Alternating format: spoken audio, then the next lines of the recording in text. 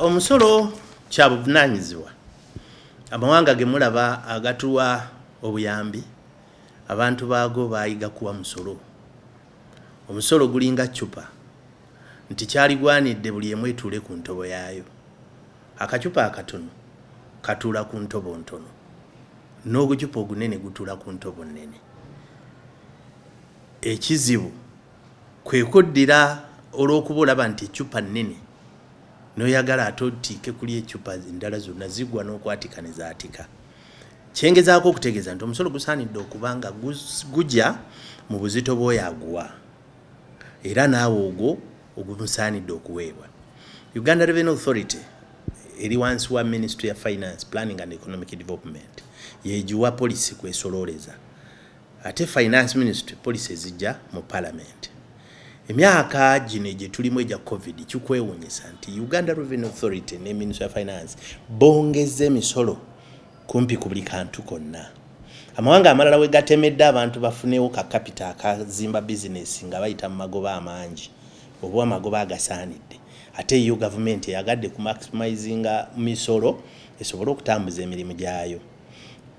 Area y'ebintu ebikozeeko ngatto, nsawo, ngoye twatuula ne Uganda Revenue Authority mu mwezi gwali gwa kusatu eyo ne bongeza omusolo nga bakwataganye nabo. Bwe bagenze okwongeza mu mwezi ogw'omwenda values zaalinnye nga tebajjukira nti bayongeza nako mu mwaka gwe gumu. Kiba kya buli azaamaanya nga URA okuyita mu rates nejje ebitundu 3.5 ku buli 100 import duty ku buli webadde je ebitundu 2.5 ate gwe emyezi gye gimu nerinyisa ne value zaaye za customs kwesinzira okugobala. Kiba kitegeeza ekubye newewenyula. N'olwekyo kireetedde abantu okulekayo ebintu byabwe ne bitundirwa ku nnyondo. Naye gw'otundira ku nnyondo takyasuubula. Gw'otundira ku nnyondo banka yamubowa n'amaka neegatwala oba mmotoka ze yasinga yazitunda dda. Kyokka naawe ebibyo bye yaleeta obyongeza omusolo ogenda bitunda ku nnyondo oba omaze n'obbitunda. Mu kiseera ekyokumpi ojja kufuna omusolo, naye bizinesi eno gye wasaawudde n'omalawo oyagala kundowooleza nti ente gy'otowadde biwata osobola oggikama n'enkya n'olweggulo. N'olwekyo kiba kitegeeza bassebo ne bannyabo nti Revenue Authority erina okubalansinga bino ebikola ng'esinziira nga yakassa mu nkola ekya digital stamp okunoonya buli kacupa akafuluma ng'ekajjako omusolo oba mazzi oba soda oba spirits oba beers oba biki ebintu byonna ate nga process ekyatambula n'enkola ya IFRIS. Kumpi kati batandise kuyingira mu zisemaduuka owa revenue atuula wano alinga yenna nnyini dduuka kentunda kajjaku webale nnyo okugaziya lutimba mw'osuula omusolo. Naye weegendereze nti bizinesi zino ogenda zisuula. Simanyi oba revenue emanyi etuula n'ebala lwaki zisemaduuka ez'abagwira zonna zasibyeko ne zigenda. Simanyi oba obupande revenue esindika ku bambega baayo ne bakkirira n'eraba amaduuka agaliko space for rent. Buli lwolaba space for rent waliwo eyabadde akolerawo nga yagudde yagenze. Tugenda kuzuukuka ddi okumanya nti abadduse ne bagenda tebadda. Bano abapya abajja batambuza gye bayita vicious circle of poverty, saako y'obwavu. Tolina na weebuuza lwaki Uganda eremedde mu ba low developed countries ebitongole ng'ekyomusolo nga kikwatagana ne finance bwe kiteewabula na kwogeraganya n'abasuubuzi emisolo gimalawo business okukakana nga abantu abasinga bagwa bugwi mu kifo ky'okukula nga badda waggulu. Mu Uganda experience n'ensi yonna tusuubulira myezi ebiri. Yes. Gye bayita climax of the season. November mwe tuli ne December. Singa November ne December gikusala omwaka gwonna oba ogutunze oguddaku. Kakati kiba kitegeeza nti nga twetegekera school fees mu January tewali. Sales ziri down kuba amasomero magale. Amasomero galina multiplier effect eri negative ku buli sector. Ow'ebitabo, owa kasooli, ow'emberenge, owa butto, obuwunga na buli yenna atina bwakwataganira ku ssomero. Esente bwe tusasula ku school fees tulinda abasomesa batuguleko tebagula n'olwekyo economy cash flow terimu. Kakati kitegeeza nti omusuubuzi yenna amanyi bumanya nti kati yesibe bbiri anyweza omusipi kubanga November lockdown ejja kuba tennagwa oba total lockdown. sectors ezaggulwa zikwatagana n'ezaggalwa. Kakati baligulirawo mu January serozi za season tujja kuba tuzifiiriddwa. November tetukola tutuno. Kakati mbuulira rent atandika omwaka ne school fees nga amasomero gonna gatadde agenda kuvaawa. Lwe lutalo lwenkugamba lwe tulina okwetegekera. Ekyo kye kifaananyi kyensiigira munnansi akola akalimu konna oba osasulwa musaala oba olima oba olunda oba osuubula. Kakasa bukakasa nti omwaka ogutandika 2022 lugenda kuba lutalo lwa byanfuna kubanga December ne November we twalikoledde president atugamba alitugulawo mu January. Kakati nga tukunganyiza zirwa mu December Christmas. Bannanyini bidongo, bannanyini mabaala, bannanyini entertainment bebasinga okusplashinga sente. Kakati bwoba tobaguddeewo nze ndi kyakala omwana adda ku ssomero nga nalina kukyakala mu December nga Christmas etuuka. Nolwekyo bw'obubonero bw'okungu bakye twali nga COVID tannajja mulimu ebitundu ebitaddira ddala ngangulu. Twala Nkuluma ne Nasser Road abali mu pure scholastic items, printing n'ebirala nga market yawe bitundu 9 ku buli 10 eri masomero. Kati abo bo bazikira era bangi bagudde balina aguma aganene banka zigatutte. Akati netudda ku bannaffe ab'essente ez'obupangisa abatutte ebintu by'abantu. Ekyo kyokumpi tekiriiko nti Nasser Road, tekiriiko nti Kikuubo kubanga closure 2 eya lockdown eyasooka n'eyokubiri zaleka ebizibu ebinene 2 ng'olese ebingi ennyo. Ekisooka kya banka loans obudde baabugaziya mwe tulina okusasulira ssente ezo kyokka ne batasala kuwadde 10 ku magoba. Kyokka nga ate banka yonna bwe beekoola ekozesa cash flow. Kakati cash flow bwebanga tetambula ate olina gamba nsasula definitely oteekwa kugwa kubanga ebbanga gye lyongera obungi amagaba gye geeyongera. Principle bw'ogigatta ku magoba agagaziye eryo ebbanja liteekwa kulemerera. N'ensonga ey'okubiri ey'obupangisa buli lwemba sikola alina okuwa sente milioni 4, milioni 5, milioni 3 buli mwezi nga akadimi kasigadde kabala newankubadde sifunye wadde 10,000. Kakati ekyo kiba kitegeeza nti nange engudde. Kakati ekyo kyo kikubye buli business era abantu bangi mubalaba amaduuka mulabanga amaggule n'ebiwongole olw'ensonga abapya bazze nga batunze bye batunze mu nnimiro batunze ebibanja abakadde ne bafulumaga amaduuka kungulu galaba gakyakola naye nga bangi abagudde. Tubuuka mirambo gya business eziggaddwawo olwa COVID-19. Abantu abamu batya kukyatula. Kakati ate ekyo kyonna kijidde mu kifaananyi ekikazi ekya Uganda nti n'ebyogerwa obwogerwa mbu recovery fund, stimulus package mboozi kubanga fe tukirondodde bagamba bateekawo business zifune billion 200 billion naye tewali yadde oluhaso lwali lufunidde omuntu wa bulijjo lwa nsonga nti kati zaafuuka ate nga ordinary loan kubanga baddira gubawadde akawumbi nga banka naye teekeyo akaayo etuwole. Kakati banka teryewolanga tolina musingo. Already emisingo bagituwambako ebintu babitunze. Gwontereddewo nzira engulu ate era nonziza mu banka nteekeyo musingo kibampole.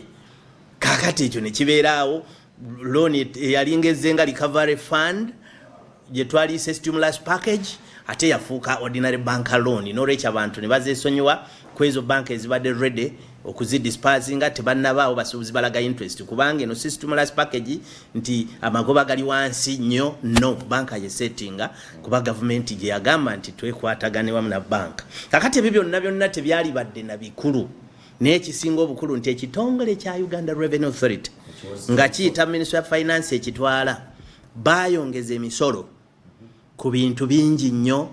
Engoye enkadde, engoye empya, ejjoola ne bajja ku bitundu 25 ku 25 ku buli 10 bali bagutadde na mu kilo ne twerwanako na katucha kirwanako ne baguza ku bitundu 35 ku buli 10.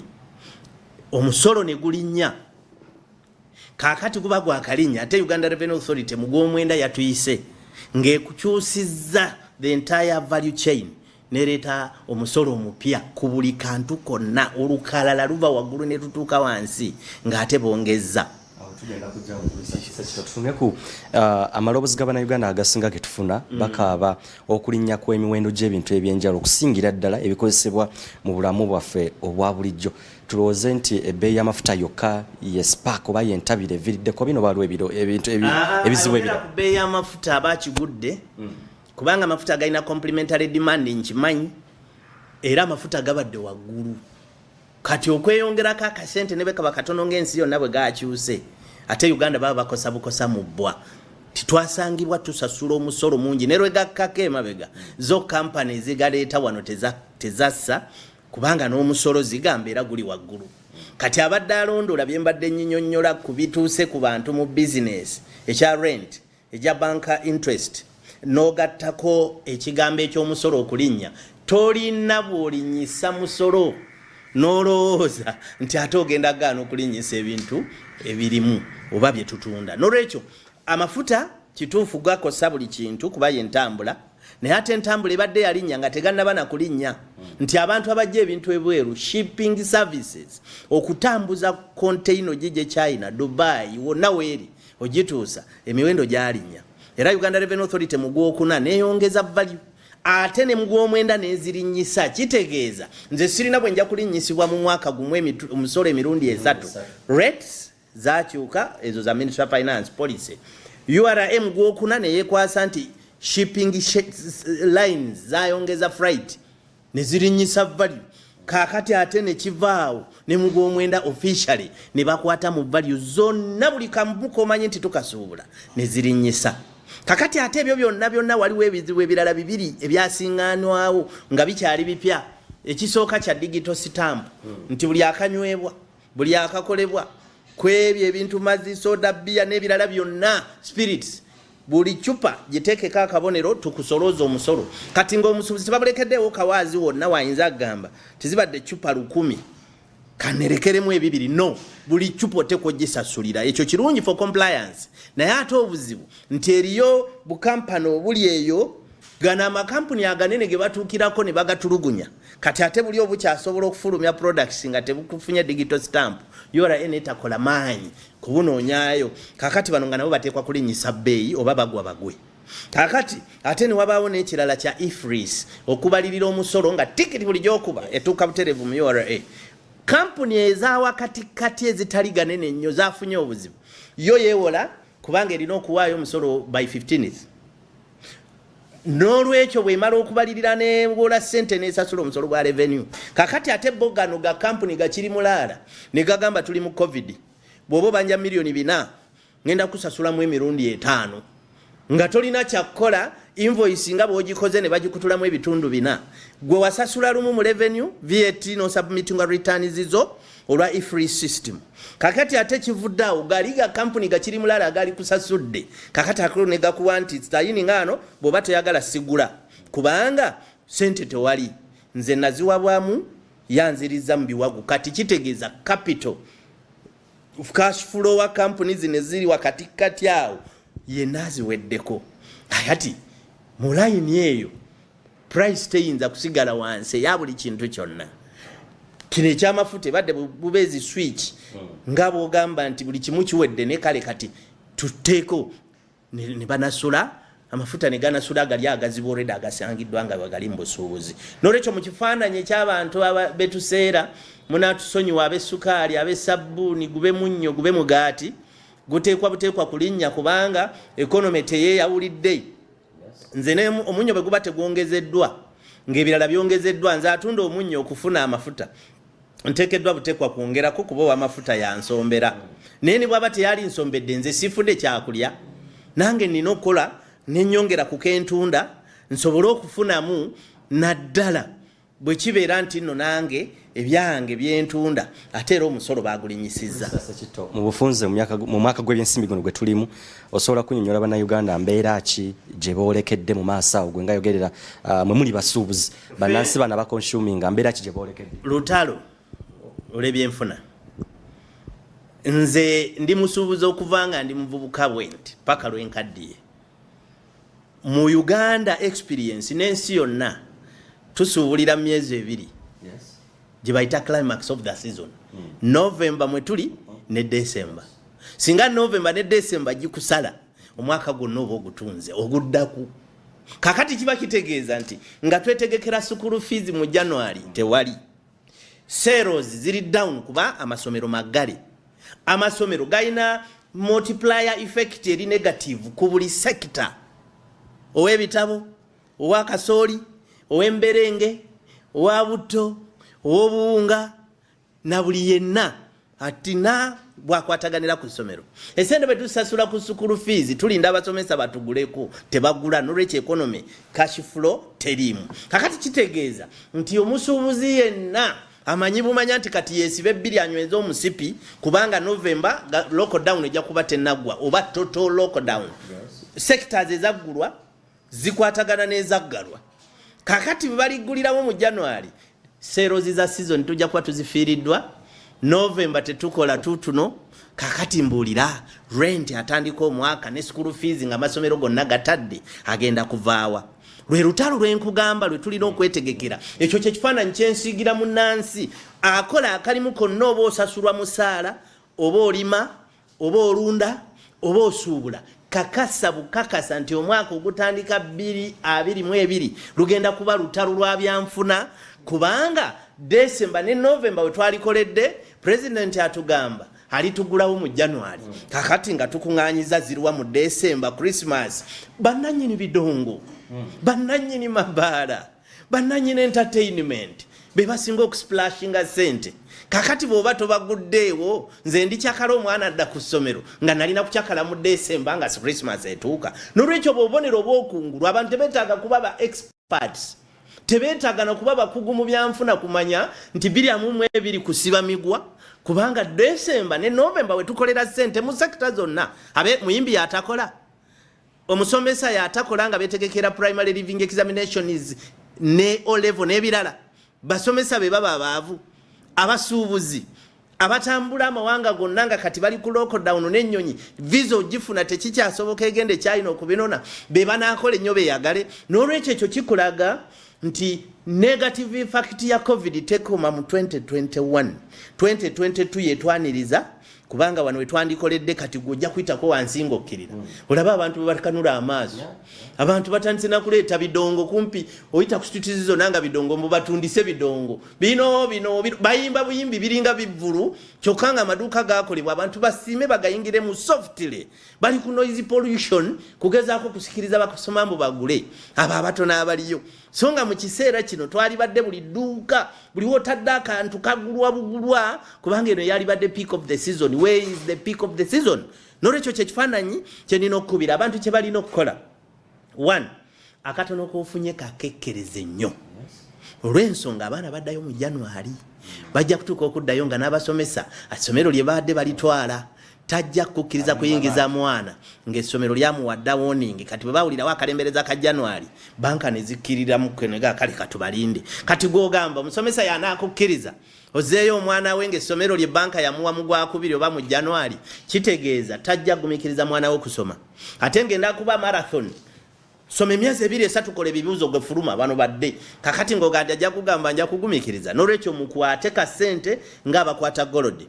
Namba 2 abantu abalina omukisa industry yokka etakoseddwa n'ebadde ya bulimi abali mu nnimiro muginyweze ennyaanya ebanyaanya ne bwe neediba n'ogiyiwa akatono akanaasigalayo bwe giba emisiri 3 ng'ebiri gikusaza omusiri ogusembayo guyinza okufuuka akanyaanya ne gukuzza engulu ewaffe bulemeze bamunanika otuyembe twatandise mukunganye sente ate muyambeko bannammwe munno bw'aba ali Kampala nagamba mpolaayo nzire engulu bw'aba yali si mubbi bw'aba yali ng'akuyamba nga famire muweeyo kasente ab'ensenene katusabe Katonda nti nazo zijje kubanga n'ensenene kati tuzirinda guno mwezi gwa musenene ne tuziraba akantu bwe kati 8 akantu bwe kati 1,000 tusaba Katonda n'abakunganyiza sente ezo muzitereke muyambeko ab'enganda zammwe okuzza abaana mu masomero. Yes. Ensonga zoyogera munansi nange munamawulire nzitegeera nziraba tuli bannansi bali mu ddungu eryessanyu saako n'essuubi naye simanyi bwanga ayogerera abasuubuzi bano waliyo essuubi lyonna enkuba okutonnya in quotes nti ddala kituufu mu 2022 wandibanga waliyo essuubi bannansi okukakkana ku mitima ebyenfuna okutereera yadde nga President Museveni azza atutegeeza buli bwa address mu ggwanga nti ddala kituufu ebyenfuna bidda waggulu biri nnyo. President alina bwalaba oluusi yali mu saakoze ez'abanene ripooti zafuna azifuna mu bakugu abataagala kumubuulira byatayagala kuwulira naye nze mubuulira ebintu nga bwe biri. I don't mind kyonna kyagamba lwansonga yagamba makolero ninza olunaku President lwali jaganya mbwaggulawo ekkolero ly'ekkola ennyonyi mu Uganda kubanga bamutomezza ekimala mbukola bus mbukola radio mbukola no amakolero malungi naye amakolero malungi nga lo matiriye eweze bitundu 7 ku buli 100 ng'eriroko medi bakola tayire eyo waffe namunkekerese muto. That's okay kubanga birole bijeno ebisozisozi agayinjayinja ne bigawalula oli asigala afunye eyo eri viable naye njagala kungandira okole radio nga lo material ki mbogenda kola mmotoka lo material value addition eriridda wajokola n'olwekyo si buli kolero ntirizimbe eggwanga kati ye president ne government ye bali inclined mu kintu kimu value addition onogiteeka ku ekyo kyotulina mu comparative advantage katonda kyataakuwa nyweze miyembe waffe nyweze mwanyi ezarabika coffee ezisinga best aroma mu nsi yonna nyweze abamatooke nyweze ab'ente okulunda ezo zonna ziri relevant naye totulimba mbojja kukola zi radio ozimbe emmotoka onagenda okulira nti n'ennyonyi no way. Abantu abamu babaza singa government ekwatagana ne bannansi one local people bafunye sente ne bazimba arcade zokka abalala bafunye wakasente bazimba mayumba kudduka ebalage ku ttaka nalyewa abagwira eribawere nabo ku tusente otusamusamu akatono ke balina bakagaziye bawa abaana emirimu output bye bafulumya bigaziwe okusinga okulowooza nti ejja kulinda ba investor bave bweru bakuze eggwanga lino bubu ba Uganda build Uganda nungi nesi nungi ngejja kufulumya bugaali nga bwe tulina byuma kye bibukola no waliwo ebintu bye tulisobola okukola wano biscuit coffee matooke pineapple kati watermelon tuzisenge bye twerimira wano agayinja gano gaveemu tayiro gaveemu cement ebyo biri okay tubigaziye bimployinga abantu banye naye waliwo amakolero nga ddala president ye bakimulimbye naye ng'owulirira ddala ajaganyiza bwerere tebajja kikola so maso tolabawo ssuubi lyonna era biriwo ebiyinza okuleeta essuubi kubaawo era weeriri kubanga Uganda has a greater potential kula mu birala byonna Katonda byalaba bitulemye n'atwongera amafuta tulina Kiyira yegagayaza Misiri source of Kiyira eriwa tulina ebibira bitulemyeddwa okugaggawala tulina ettaka eggimu nalyo liganye abaffe n'amafuta ge tuzudde gatulemye okugaggawala n'olwekyo waliwo potential nnene naye gavumenti eri efuga etutegeerera erina okukwatagana naffe abatategeera naye ng'ate tulina ssente ze tusobola okussa mu byeyogera tutambule ku layini emu bweteekola ekyo tujja kusigala nga twenyumyako nga part of Africa naye nga tuli mu ba LDC least developed countries. Omusajja Magufuli mukama amusaasire yafa yakulembera emyaka egi n'azuula ekyama kya Tanzania comparative and competitively ensi n'agitwala mu middle developed country mu myaka egyo n'olwekyo ekyama ky'eggwanga Uganda kitooloolera ku leadership singa leadership enekkiriza nti tukule tujja kukula amafuta ge twesunga kati ge galinyisiza ebintu bino byonna ate Uganda twagafunye gasobola galina enzuyeezi nakyembadde mbuza nti maasawo in case kwa yatugamba nti tugatandika okwesimira amafuta bino binaakenderako amafuta mu nsi galina enjuyi bbiri galina oluuyi olw'ekikolimo n'oluuyi olw'emikisa gw'osalawo lw'okwata ensi tuzirabye Sudaani Nigeria, Libya, Botswana. Talk about nsi zonna ezirina amafuta. Ensi yazuula amafuta nti ky'ekyobugagga yevuga zirambojini, zifireri, bagita Saudi Arabia, siddungu. Bakozesa amagezi Katonda ge yabawa competitively.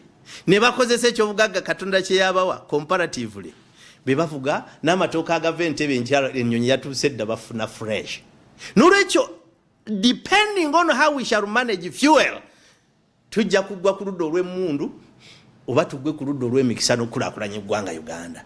So teri raw material, teri kintu kya bugagga Katonda kyeyatuwa ne tuteekamu busiru ne tugaggawaliramu, tuteekamu magezi ne tugaggawaliramu. Kakati amagezi gasibukira ddala waggulu. Cabinet, Parliament, Judiciary balyoke batuuke kufa abantu abakola emirimu bulogoyi. Bali bwe batukolera poliisi ennungi buli omu ajja aganyulwa mu mafuta naffe tugaggawale tuveenu wansi mu LDC nga poverty line erinnya high standard of living ekka. Ekyo kitegeeza cost of living naye erinnya. Byonna bitereeza okutambulira ku line emu. Buli maka galina okubaako ke gakola nga gayingiza ne bwe luba 10 kijja tukolera.